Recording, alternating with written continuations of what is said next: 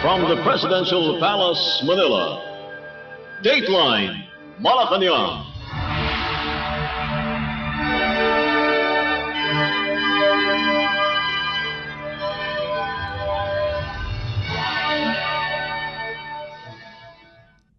Good day. This is Dateline Malacañang, and here are the news.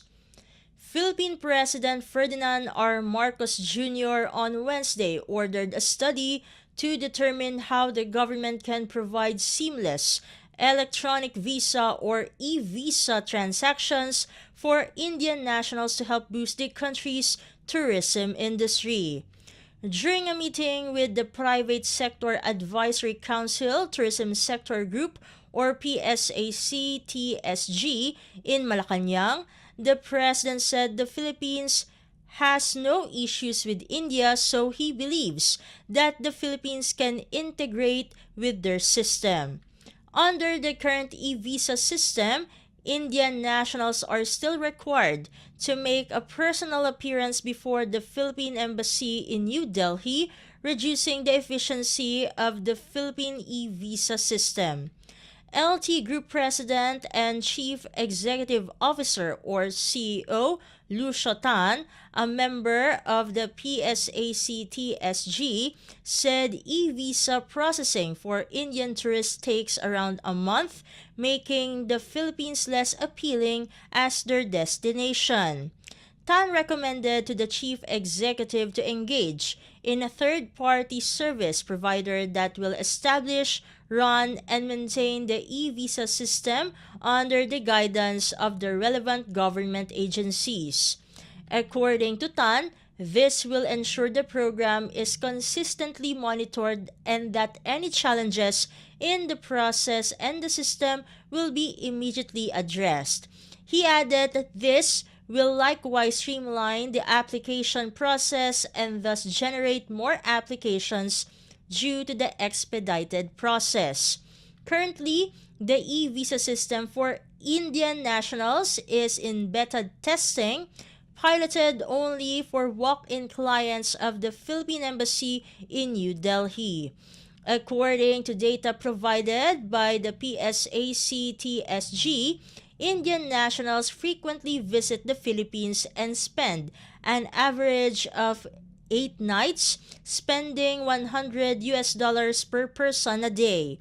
It added that 78% of Indian nationals stay in hotels and enjoys activities such as shopping, sightseeing, beach holidays, diving, visiting friends and relatives, and investing in business.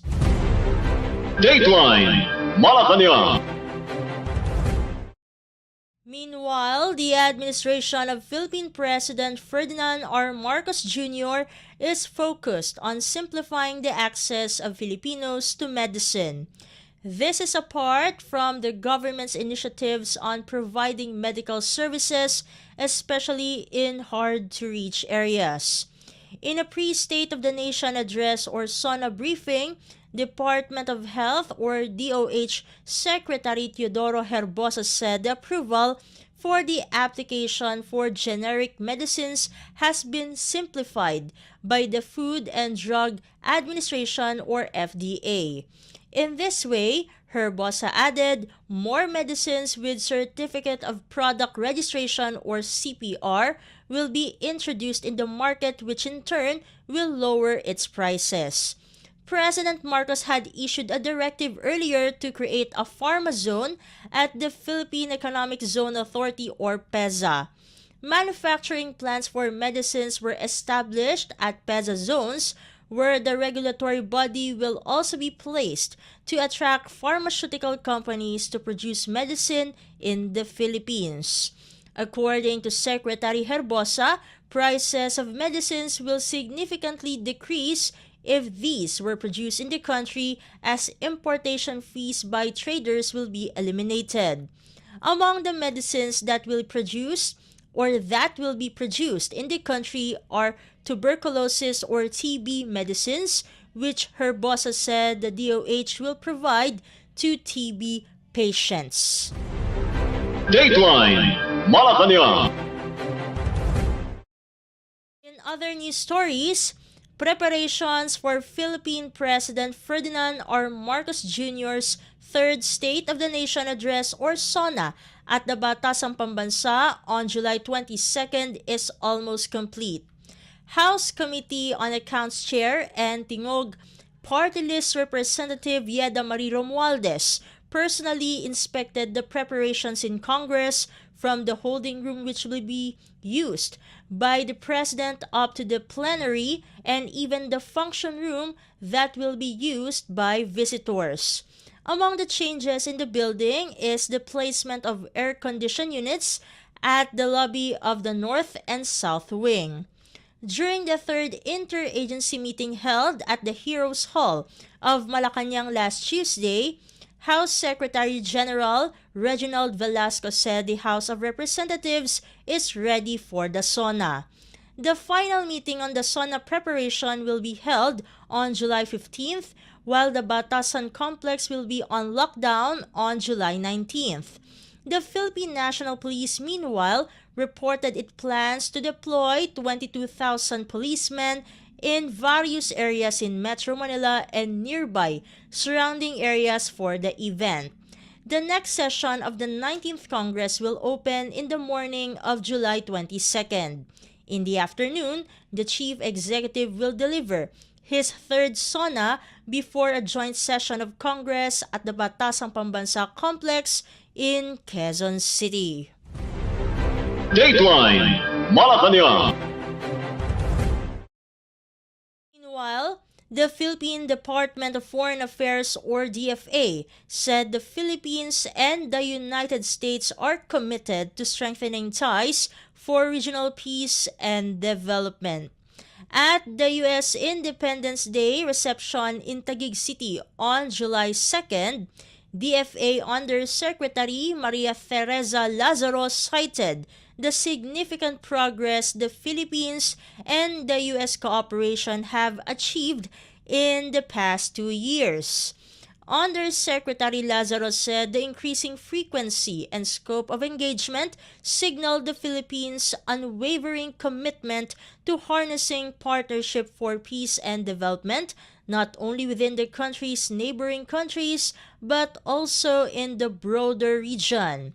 Lazaro made the statement as the two nations witness renewed vigor in their defense and economic ties under the Philippine President Ferdinand R. Marcos Jr. and U.S. President Joe Biden administrations. In her speech, U.S. Ambassador to the Philippines, Mary Kay Carlson, reiterated that Washington, D.C. has an ironclad commitment to its alliance with Manila. Carlson said the U.S. remained unwavering in their commitment to freedom of navigation and overflight, and to the importance of respecting the sovereign rights of states within their exclusive economic zones or EEZs consistent with international law. Ambassador Carlson added that U.S.-Philippines commercial and economic ties are booming. Over the past year alone, U.S. President Biden's trade and investment mission visited the Philippines and resulted in more than $1 billion in investments and partnerships. On top of this, Manila has expanded its cooperation with the U.S. to include like-minded states such as Japan. In April, the three states held the historic Trilateral Leaders Summit and launched the Luzon Economic Corridor, the latest economic initiative under the G7 Partnership for Global Infrastructure and Investment, covering Subic, Manila, and Batangas ports.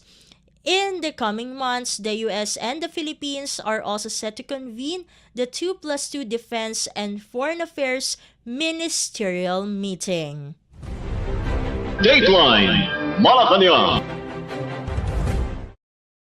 The Philippine Drug Enforcement Agency or PDEA on Wednesday reported that more than 6,400 drug high-value targets or HVTs across the country have been arrested since the start of the anti-narcotics crackdown in mid-2022 under the administration of Philippine President Ferdinand R. Marcos Jr.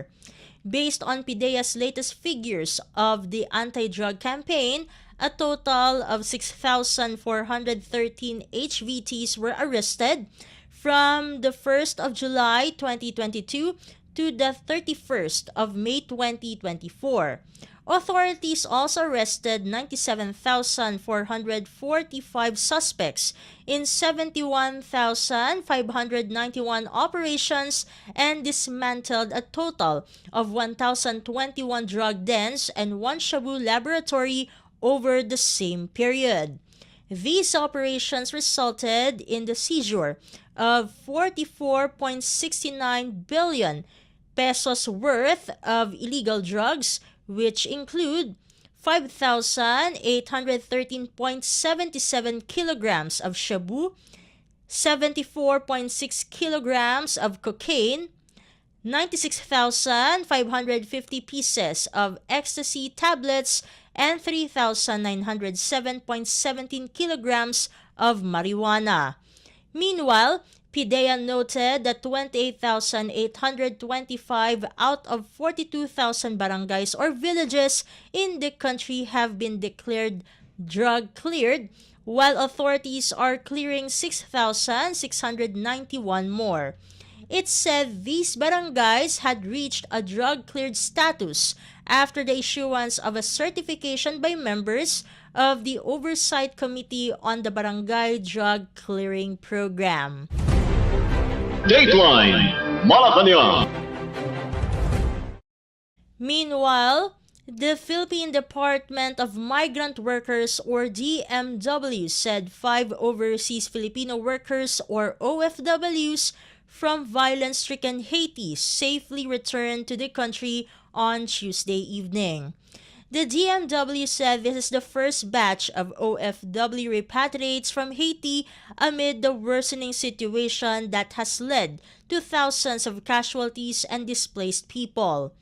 DMW Assistant Secretary Jerome Alcantara said the 5 are part of the 63 OFWs who voluntarily requested for repatriation to avoid the violence. Upon their arrival, Alcantara said the 5 OFWs, who are mostly professionals, were immediately provided financial assistance by the DMW, Overseas Workers Welfare Administration or OWA, and the Department of Social Welfare and Development or DSWD. Also on hand were Department of Health or DOH personnel who provided immediate on-site health assessment. Alcantara said the DOH is also offering mental health checkups for the repatriates. Based on Philippine Department of Foreign Affairs or DFA data, there are 169 OFWs in the Caribbean country, of which 63 signed up for voluntary repatriation. Last month, the United Nations Population Fund or UNFPA said violence and lawlessness have reached terrifying levels in Haiti.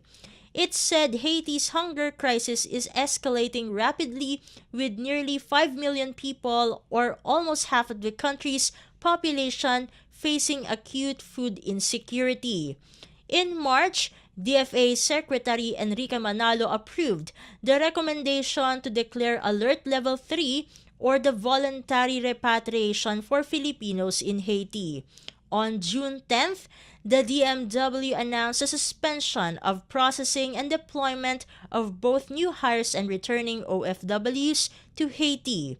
Meanwhile, Alcantara said families and relatives of OFWs in Haiti may contact the OWA Hotline 1 Repatriation Center by calling 1348 and is open 24 hours for updates on their loved ones currently in the Caribbean country. Dateline Malacañang. Meanwhile, the Philippine Department of Migrant Workers received an unmodified opinion from the Commission on Audit or COA under 2023 financial statements. An unmodified opinion is given by COA when a financial statement is properly submitted and in accordance with the standards of the Financial Reporting Framework. According to Migrant Workers Secretary Hans Leo Kakdak, the unmodified opinion received by the DMW during its first year proves the agency's integrity and is dedicated to help overseas Filipino workers or OFWs in their needs while properly preserving its funds. The DMW has a 1.2 billion peso action fund which is used to provide legal, financial, and medical assistance for OFWs in need.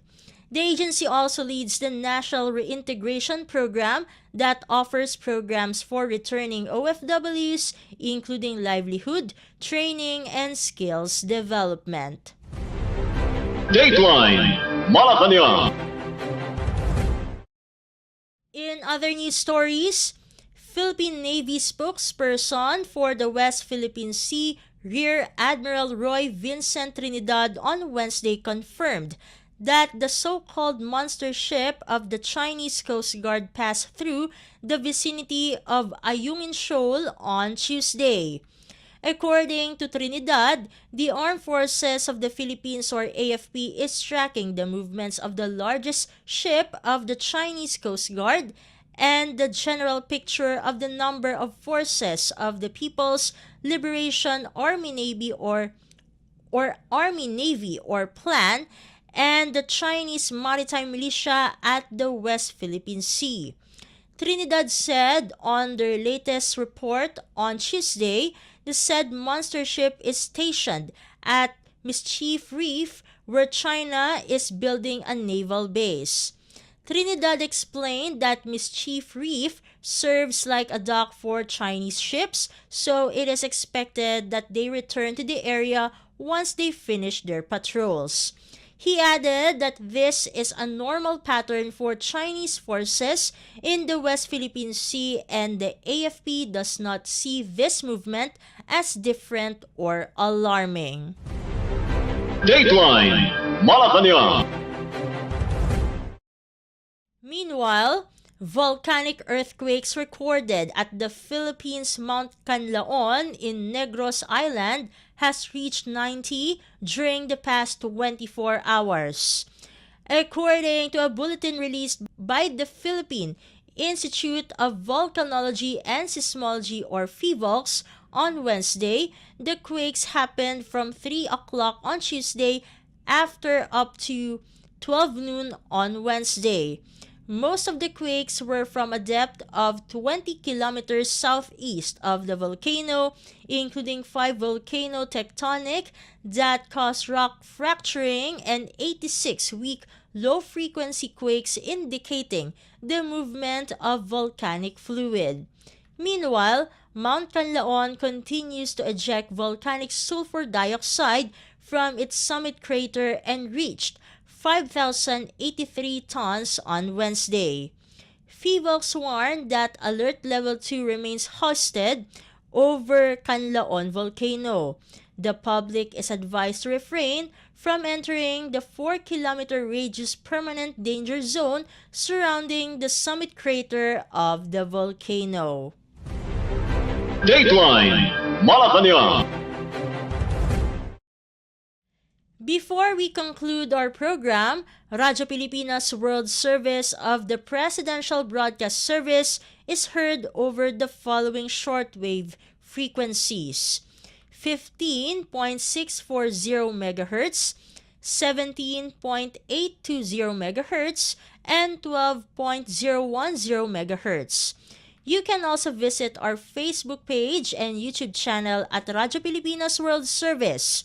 You will be able to hear and view our Filipino and English programs, including news updates here in the Philippines. Kindly subscribe, like, and share our posts as well. And that concludes this edition of Dateline Malacañang for Radyo Pilipinas World Service. This has been Steph Vicente. Good day and stay safe, everyone. From the Presidential Palace, Manila, Dateline Malacañang.